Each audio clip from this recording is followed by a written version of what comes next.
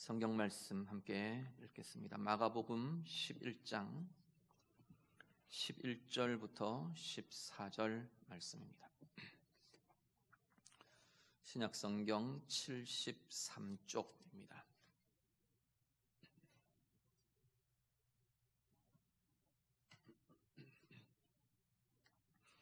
마가복음 11장 11절부터 14절 말씀 다 같이 읽겠습니다. 예수께서 예루살렘에 이르러 성전에 들어가사 모든 것을 둘러보시고 때가 이미 저물매 12 제자를 데리시고 베다니에 나가시니라. 이튿날 그들이 베다니에서 나왔을 때 예수께서 시장하신지라.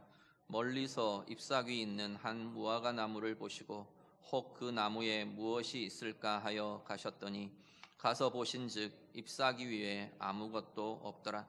이는 무화과의 때가 아님이라. 예수께서 나무에게 말씀하여 이르시되 이제부터 영원토록 사람이 내게서 열매를 따먹지 못하리라 하시니 제자들이 이를 듣더라. 아멘. 마가복음 11장에 들어오면서 예수님께서 예루살렘 성으로 들어오십니다. 우리 보통 이 장면을 예루살렘 입성 이렇게 부르죠. 예루살렘으로 주님께서 들어오시는 이 장면은 보면 백성들이 환호하고 영접하고 종려가지를 흔들고 자기들 옷을 펴서 길에 깔고 이런 모습들을 우리가 보게 됩니다. 우리 종려주일 되면 보통 많이 묵상하는 그 말씀의 장면이 이렇게 11장 1절부터 쭉 펼쳐집니다. 그 모습만 보면 우리가 볼 때 보통 왕의 입성의 장면 이렇게 이야기를 합니다. 왕의 입성을 연상하게 하는, 특히 전장에 나가서 막 승리를 거두고 돌아오는 그 왕에게 환호하며 열광하며 막 맞이하는 백성들이 맞이하는 그런 왕의 입성의 장면을 연상하게 합니다. 그런데 정작 그 성으로 들어오시는 왕의 모습은 어떤 모습이냐면 나귀 새끼를 타신 겸손한 왕의 모습입니다. 이렇게 막 화려하게 입성하는 왕들을 보면 보통 다 권력자의 모습, 지배자의 모습, 군림하는 모습, 이런 모습인데 우리 주님이 그 예루살렘으로 들어오시는 그 왕의 모습은 나귀 새끼를 타신 전차도 아니고 군마도 아니고 나귀 새끼를 타신 겸손한 왕으로, 그리고 정복자로 이런 지배자로 이렇게 들어오는 게 아니라 평화의 왕으로 그렇게 들어오시는 주님의 모습을 우리가 보게 됩니다. 그렇게 예루살렘에 들어오신 주님이 성전에 들르셨다가 날이 저물어서 베다니로 다시 예루살렘 밖에 베다니 마을로 물러가십니다. 거기서 쉬시고 그 이튿날 이제 예루살렘으로 다시 들어오시는데 그때 이제 일어난 일이 오늘 본문에 쭉 소개됩니다. 이튿날 아침 예루살렘 성으로 들어오시는 주님이 멀리서 이렇게 무화과 나무 하나를 발견을 하십니다. 본문대로 말하면 시장하셨다. 아마 아침을 걸르셨는지 시장하신 채로 잎사귀가 무성한 무화과 나무를 보시면서 그 무화과에서 뭔가 먹을 것이 있을까 이렇게 가까이 가셔서 찾으십니다. 그런데 그 나무에는 아무 먹을 만한 열매를 발견할 수가 없습니다. 그러자 예수님께서 그 나무를 향해서 앞으로 영원토록 사람들이 이 나무에서 열매를 먹지 못할 거라고 선언하십니다.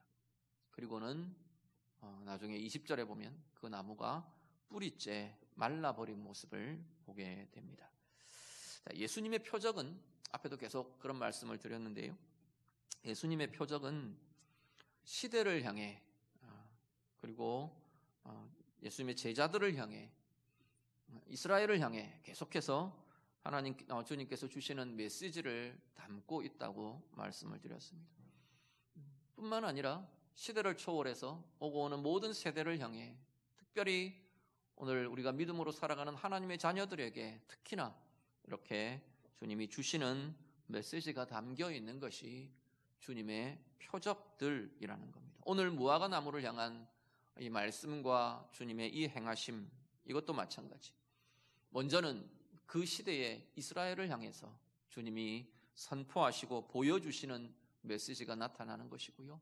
오늘 이 시대를 살고 있는 여전히 오늘 우리들에게도 이 말씀은 다시금 우리의 삶을 비추는 말씀이 되게 될 것입니다. 오늘 본문의 무화과 나무는 잎사귀만 무성합니다. 잎사귀는 이렇게 겉으로 드러나 보이는 모습인 거죠. 예수님이 멀리서 보고 이 나무가 눈에 들어온 겁니다. 잎사귀가 풍성하고 막 이러니까 분명히 열매도 있겠다 싶을 만한 이미지와 인상을 그 나무가 주고 있는 거죠. 오늘 우리의 삶도 사실은 마찬가지입니다. 잎사귀가 무성함같이 밖으로 드러나는 것, 사람들에게 보이는 모양새, 이런 것들이 잘나 보이고 좋아 보이고 그럴듯해 보이는 인생과 삶들이 우리는 참 많습니다. 그게 되게 중요하게 여겨지기도 하고요. 주님께서는 그 시대의 이스라엘을 향해서 동일하게 지금 이야기를 하십니다. 이스라엘 백성들이 하나님의 백성, 우리는 하나님의 백성이다, 하나님이 택하신 민족이다, 우리는 복받은 자들이다, 우리는 율법을 갖고 있다, 뭐 이런 거죠. 계속해서 이스라엘이 드러내고 자랑하는 건 지금 이런 것들인 겁니다. 자신들의 신분, 자기의 위치, 불려지는 이름, 이런 것들이 이스라엘에게는 자랑거리죠. 자랑이고 자부심이고 그것 이퀄 은혜요 복, 이렇게 생각하는 게 이스라엘의 모습이었던 겁니다. 더 나아가서 그것이 바로 자신들의 의라고 생각하는 그런 게 지금 이스라엘의 모습이었습니다. 거기서 더 나가니까 어떻게 하냐면 그 안에 들어오지 못하는 이방인들, 그들의 그 기준에서 못 미치는 이들 멸시하며 뭐 개처럼, 때로는 개보다 더 못하게 그렇게 취급하는 게 이방인들을 향한 이 이스라엘 백성들의 시선이었던 거죠. 그들을 향해 주님 말하시는 겁니다. 잎사귀만 무성하다는 거죠. 주님이 찾으시는 것은요, 열매를 지금 찾으십니다. 이 무화과 나무에 가까이 다가가시는 주님의 모습을 보면 혹 그 나무에 무엇이 있을까 하여 가까이 다가가셨다, 그렇게 말씀합니다. 이 지금 모습은 이스라엘을 향해 하나님께서, 우리 주님께서 이스라엘을 향해 갖고 계시는 기대와 요청과 찾으심이 그대로 이렇게 표현되고 있는 걸 보게 됩니다. 다 아시는 주님이 그렇게 생각하면 무화과나무, 저 무화과나무 멀리서 보나 가까이서 보나 열매 없는 것 뻔히 아시지 않겠나, 그렇게 생각도 됩니다. 그렇지만 주님은 이 모습을 통해, 이 모든 과정을 통해 이스라엘을 향한, 제자들을 향한 주님의 메시지를 지금 드러내고 계시는 거죠. 혹 그 나무에 무엇이 있을까 하여 가까이 가시며 찾으시는 그 주님의 마음과 모습이야말로 이스라엘을 향해 주님이 원하시는, 하나님이 원하시는 열매를 기대하시고 구하시는 하나님의 마음, 주님의 마음이라는 겁니다. 그렇지만 거기에는 아무것도 없습니다. 시장한 배를 채워줄 먹을 것이 없는 거죠. 열매가 없는 겁니다. 다르게 말하면 하나님의 필요를 채워줄, 하나님을 만족해 해드릴 이스라엘의 열매가 이스라엘에는 나타나지 않는 겁니다. 하나님의 뜻이 나타나고 하나님의 뜻이 이루어지게 하는 그 열매가 이스라엘에 맺어지지 못하고 있다는 겁니다.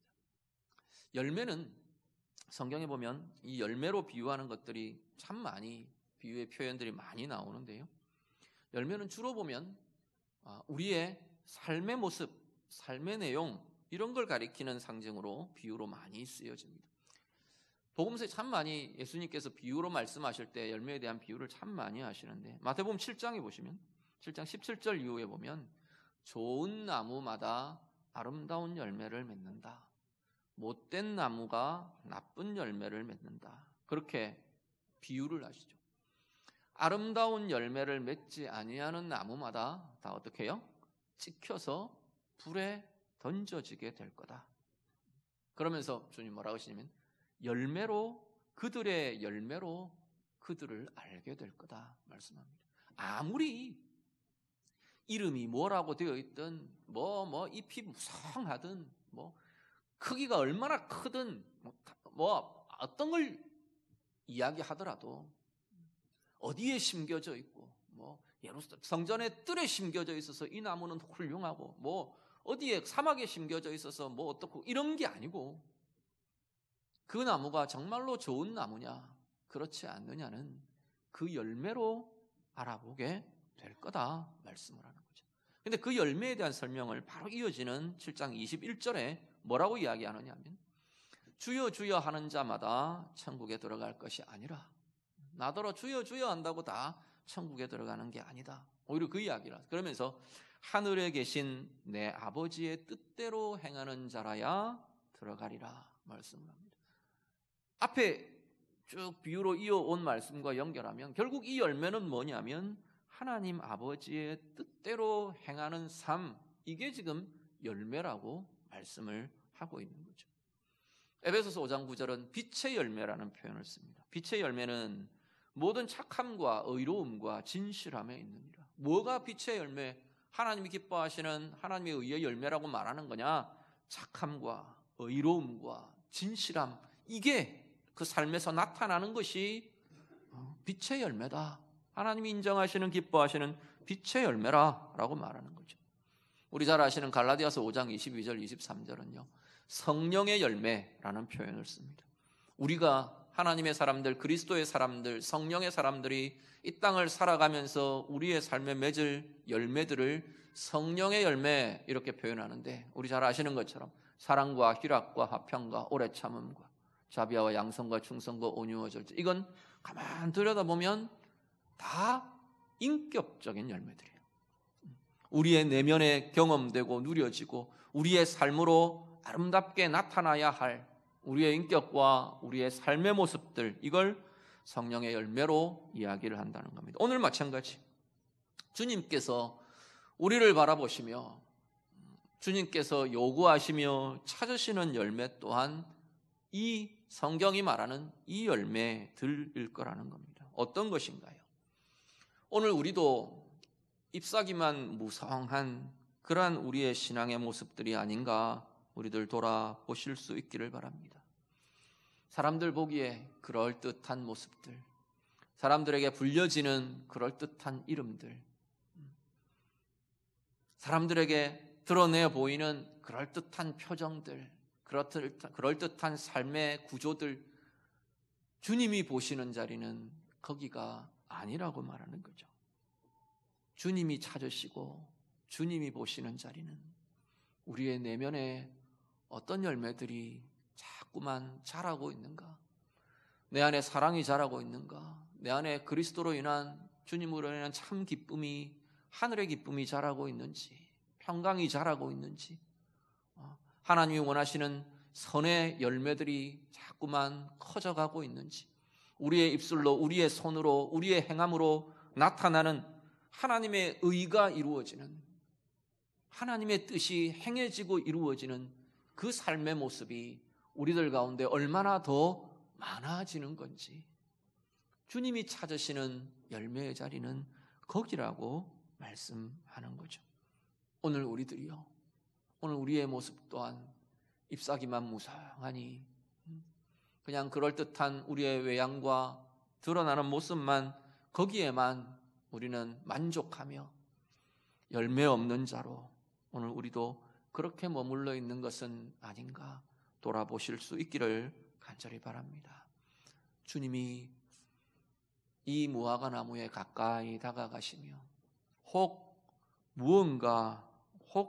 무엇이 그 나무에 무엇이 있을까 기대하시며 찾아가시는 모습처럼 그 시대의 이스라엘을 향해 하나님이 원하시는 열매를 기대하시며 바라보시며 구하시는 것처럼 오늘 우리 자신을 향해서도, 오늘 나의 삶을 향해서도, 오늘 나의 인격을 향해서도, 오늘 우리의 가정을 향해서도, 오늘 내 인생을 향해서도 주님께서는 여전히 기대하시며 구하시며 요청하신다는 사실을 기억하실 수 있기를 바랍니다. 무엇을 기대하시는데요? 무엇을 요구하시는데요? 우리의 삶의 열매를 요구하신답니다. 오늘 예배하시는 성도님들, 우리야말로 우리 안에 우리 인격과 우리의 영혼과 우리의 내면에 맺어지는, 또 우리의 삶으로 끊임없이 우리의 삶의 모습들을 통해 하나님이 기뻐하시는 이 은혜의 열매들, 선한 열매들이 아름답고 풍성하게 열매로 맺어지는 우리 모두의 삶이 다 되시기를 우리 주님 이름으로 축복합니다. 주님의 이 모습을 기록하면서 오늘 본문에 보면 13절을 보시면요, 주님께서 보시니까 잎사귀 외에 아무것도 없더라. 주님이 지금 보시고 느끼시는 모습들인 거죠. 그러면서 하나 붙여 쓰는 설명이 있습니다.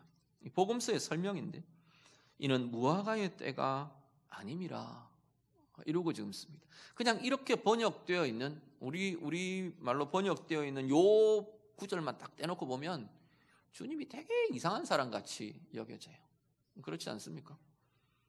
계절도 아닌데 때도 아닌데 지금 열매 없다고 주님이 배고프니까 우리 주님이 배고파서 짜증이 되게 나셨나 보다, 이제 이렇게 보여질 수 있는 거죠. 그래서 그 뒤에 이어지는 저주를 해버립니다. 이러면 주님이 되게 이상한 사람이 되시지 않겠습니까? 물론 어떤 걸 통해서도 주님이 지금 비추어 주고 싶으신 주님의 메시지가 있으니까 그렇긴 하겠지만, 그런데 여기에는 조금 배경들이 있습니다. 보통 히브리어에 무화과라고 표현되는 단어가 테나라는 단어가 있어요. 복수로는 테님 이렇게 부르는데, 이미 복수어미니까 테님, 테나 이렇게 부르는 게 보통 히브리어에서 무화과를 표현하는 단어입니다. 그런데 이 테나는 6월부터 열매를 맺기 시작한대요. 그래서 8월쯤 늦여름이 되면 이제 추수를 하는, 따는 거죠. 그래서 가을까지 무화과는 계속 여러 번 열매를 맺는다고 그러네요. 이렇게 늦여름부터 해서 가을까지 계속 추수를 하고 따는 게 보통 테나. 이건 정말 이제 당도 높고 보통 우리가 상품의 가치가 있는, 원래 우리가 알고 있는 그 무화과가 이 테나입니다. 그런데 성경에 표현되는 무화과가 이 테나만이 아니라 또 한 종류가 있는데, 그게 뭐냐면 파게라는 종류예요.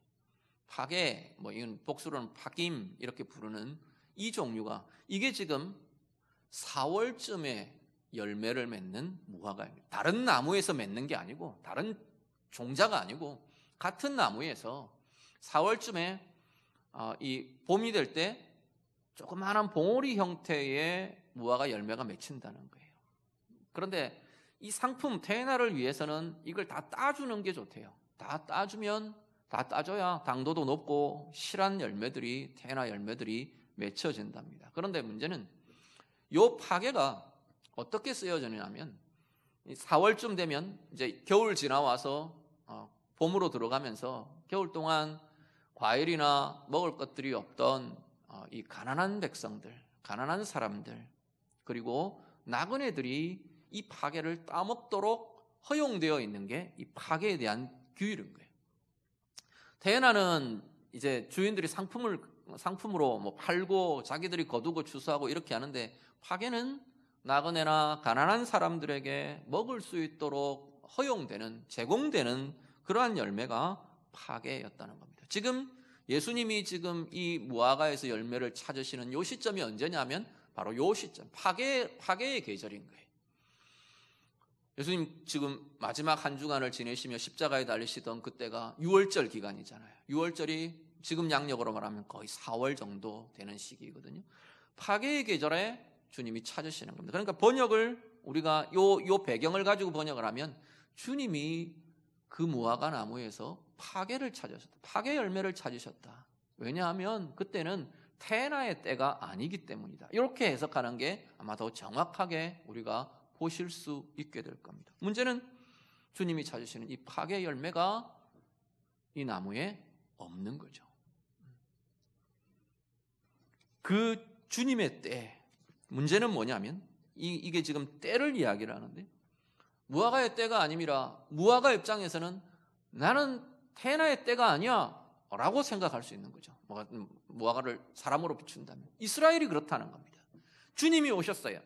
주님의 때는 지금 진행되어, 주님의 때는 지금 펼쳐지고 있어요. 주님의 때는 이미 시작됐어요.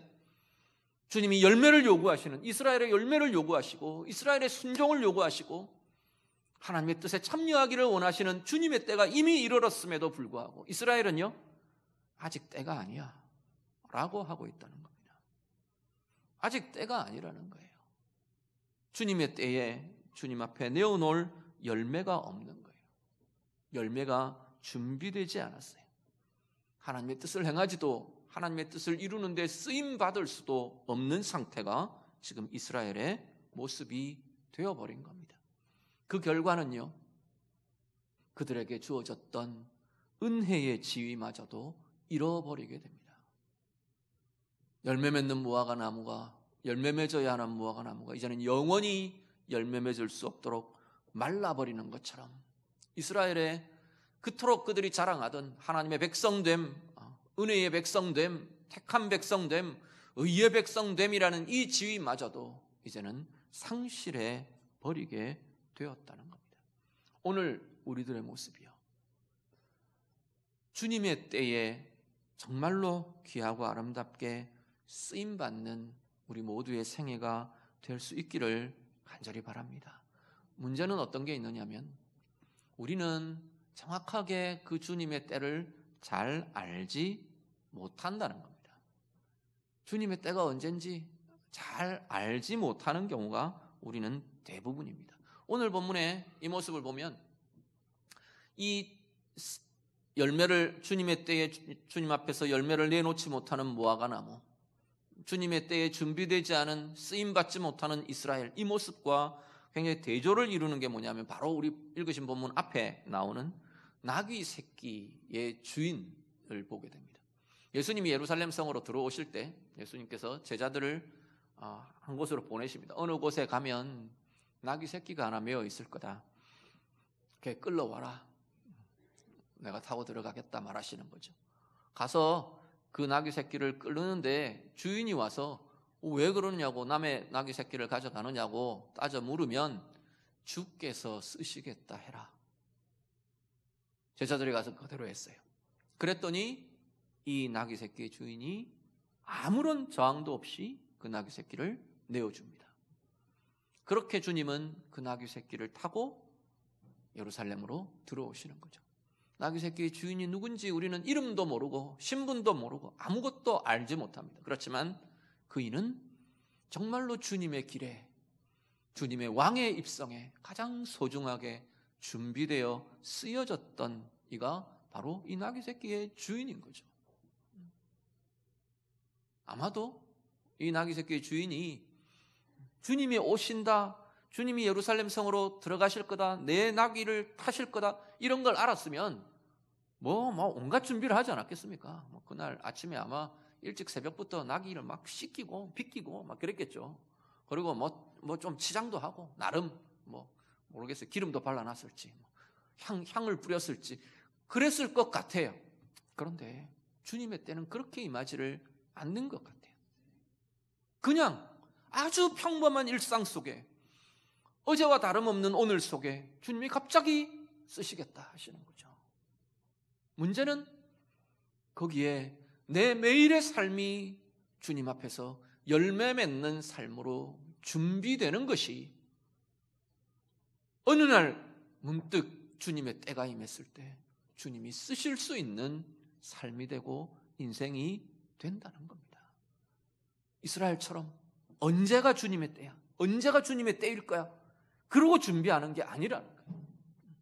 내 계산대로 테나가 맺혀야 돼요. 테나를 따야 주님 앞에 드리죠. 테나가 맺어져야 주님의 시기가 오는 거죠. 그렇게 계산하는 게 아니라고 말하는 겁니다.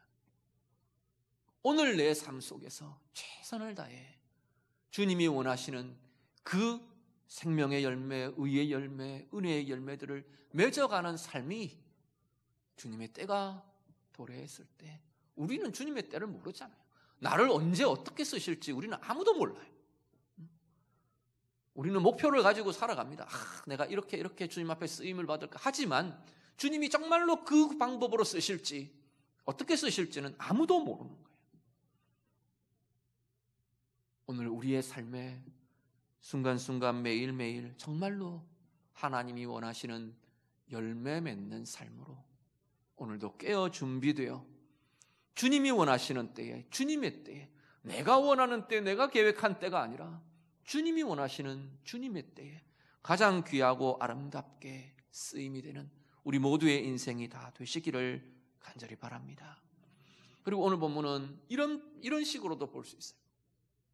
주님이 정말로 원하시는 사용되는 모습이 태나이기보다는 파괴에 가깝다는 거죠. 이스라엘을 향해 요구하시는 것도 태나라는 무화과 열매보다도 오히려 파괴라는 이 열매의 구실과 이 열매의 역할들을 오히려 주님은 원하신다는 거예요. 겉으로 보기에 잘났고 다들 와 맛있겠다, 와 맛있다 그렇게 칭찬할 그런 환호받을 그러한 자리보다는 정말 없는 이들, 목마른 이들, 배고픈 이들, 정말로 갈급한 이들, 생명이 필요한 이들, 위로가 필요한 이들, 은혜가 필요한 이들, 그들에게 생명이 주어지는 자리가, 위로가 주어지는 자리가 주님이 그 길을 가신 거거든요. 지금 가실 십자가의 길이 꼭 이 파괴라는 이 무화과 열매와 같은 그 길을 주님이 가시는 겁니다. 아무도 환호하지 않아요. 그렇게 막 예루살렘 성으로 들어올 때는 난리를 치며 이 세상이 뒤집어질 것처럼 환호하며 그렇게 맞아들였는데 주님의 십자가의 길에는 그것이 다 사라져버립니다. 그 환호의 소리가 십자가에 못 박으라는 저주의 소리로 바뀌어져 버립니다. 보잘것없어 보이는 그 모습으로 주님이 십자가의 길을 가시는데 그 파괴 같은 볼품없는 것 같은 그 인생과 그 모습이 온 인류에 생명을 주시고 위로를 주시고 참 소망이 되시는 그 길을 가신 것이 주님의 모습이라는 거죠. 오늘 우리들이요 하나님의 자녀라고 말하고 하나님의 백성이라고 말하는 오늘 우리들을 향해 이스라엘을 향해 주님이 동일하게 요구하시는 겁니다. 너희들이 필요한 그 자리에, 너희들이 생명의 통로가 되어줘야 될 그 자리에, 위로가 되어줄 그 자리에, 소망이 되어주고 빛이 되어줘야 될 그 자리에서 너희의 삶이 그 역할을 하기를 바란다는 거예요. 필요한 이들에게, 필요한 세상에게 오늘 우리의 삶이 그 삶을 살아갈 수 있기를 간절히 바랍니다. 우리가 그리고 우리가 주목받고 우리가 화려하게 등장할 태나의 모습보다는 정말로 주님의 필요를 따라 정말로 필요한 이들에게 필요한 삶의 자리에 파괴의 모습처럼 배고픔을 덜어주고 생명을 주고 빛을 비추어주고 참 위로와 평강을 줄 수 있는 진정한 주님의 모습을 따라가는 우리 모두의 삶이 되시기를, 제자의 삶이 되시기를, 쓰임받는 인생이 되시기를 우리 주님 이름으로 축복합니다. 같이 기도하겠습니다. 말씀으로 같이 기도합니다. 오늘 우리의 삶이 잎사귀만 무성한 오늘 이 본문의 무화과 나무 같은 모습은 아닌지, 이스라엘의 모습 같은 모습은 아닌지 오늘 우리를 좀 돌아보며 기도하시면 좋겠습니다. 그냥 내가 불려지는 호칭에 만족하고 그리스도인이라는 하나님의 백성이라는 내 직분의 이름에 만족하며 그렇게 살고 있는 것이 우리의 신앙의 모습은 아닌지, 사람들에게 그냥 그럴듯하게 비치고 드러나는 그 모습에 만족하는 그 신앙의 삶은 아닌 건지, 오늘 정말 하나님 내 인격 가운데, 내 내면 가운데, 내 삶 가운데 빛의 열매가 맺어지기를 원합니다. 아버지의 뜻대로 행하는 하나님의 의가 열매 맺는 그 인생과 그 삶을 내가 살아가기를 원합니다. 좀 같이 기도하시고요, 그 열매 맺는 삶으로 주님의 때에 주님의 필요가 있는 그 자리에서 주님이 마음껏 쓰실 수 있는 쓰임받는 생애가 되기를 원합니다. 우리 좀 기도하시면 좋겠습니다. 태나 같이 우리가 만족하고 사람들에게 인정받고 환호받고 그러한 것이 아니라 파괴 같은 모습이라도 주님이 정말로 쓰실 그 자리에 진정한 쓰임이 될 수 있는 하나님 그러한 인생, 그러한 삶이 되기를 원합니다. 우리 같이 기도하겠습니다. 기도드립니다. 하나님 아버지, 오늘 우리의 인생, 우리의 삶의 모습을 말씀으로 비추며 기도합니다.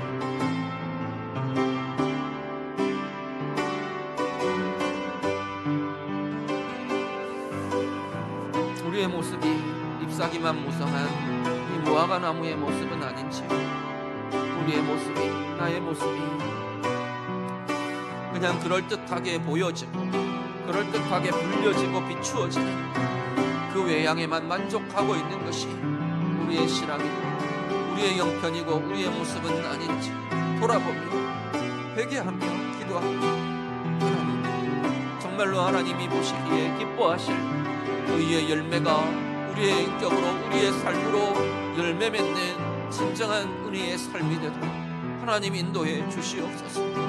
그래서 주님이 쓰실 그때에, 주님이 필요하신 그때에, 하나님, 나의 때가 아니라 이렇게 되면 저렇게 되면, 하나님, 그렇게 계산하고 있는 우리의 때가 아니라 주님이 필요하실 그때에 가장 귀하고 아름답게 쓰임이 될 수 있는 우리의 인생과 우리의 모습들이 되도록 하나님 인도해 주시옵소서.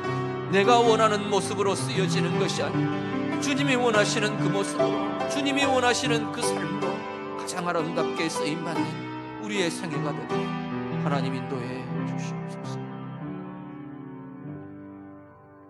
하나님 아버지, 오늘 우리의 삶을 말씀으로 비춥니다.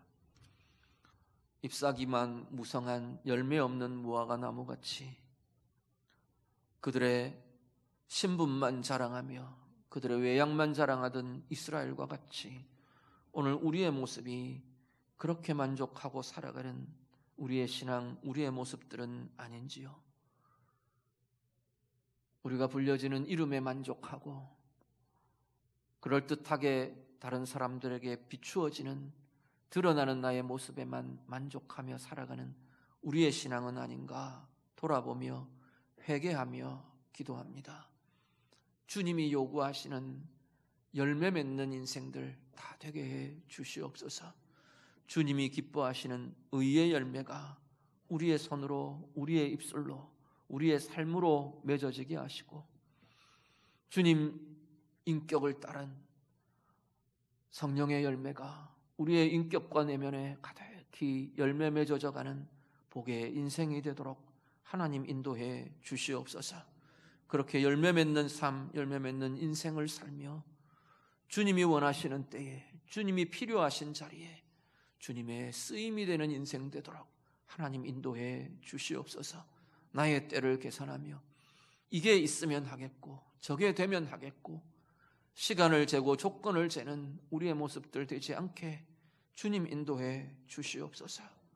그럴듯한 내가 그리는 나의 모습으로, 내가 원하는 모습으로 쓰임받는 이가 아니라 파괴의 모습이지만 주님이 원하시는 그 모습으로, 주님이 원하시는 그때에 가장 아름답게 쓰임받는 우리 모두의 생애가 되도록 하나님 인도해 주시옵소서. 예수님 이름으로 기도드립니다. 아멘.